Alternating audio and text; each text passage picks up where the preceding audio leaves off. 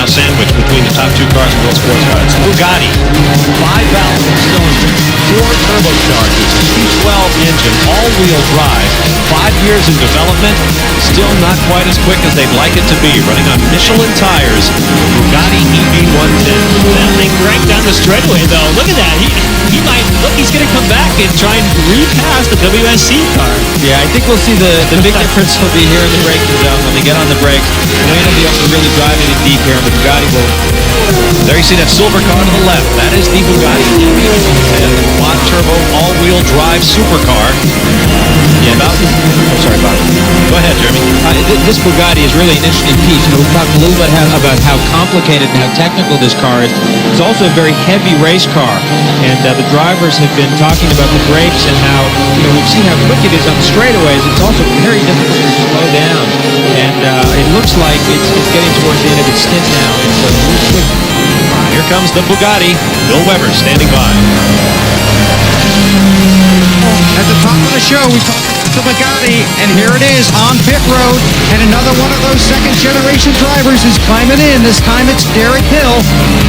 He's climbing in. They've got the car raised up. They're going to put on 4 new tires. They also are...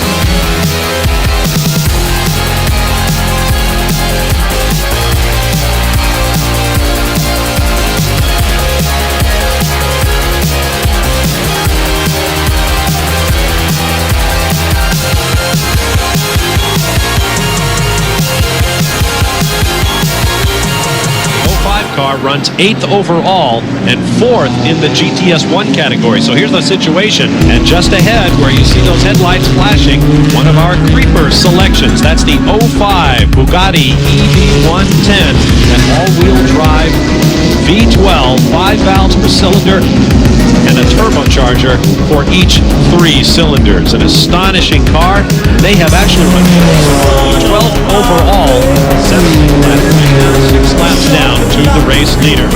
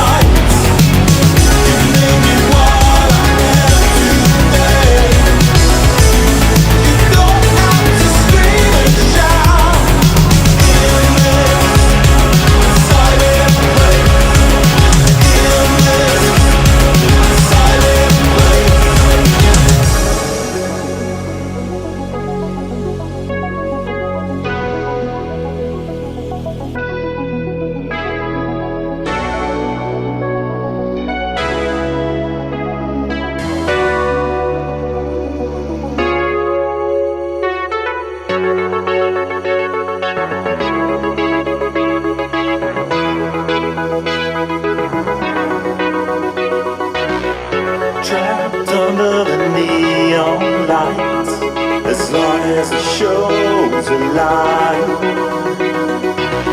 The welded flesh to sweat, and blood still flows in air. Holding up the nightmare, a trip down memory lane.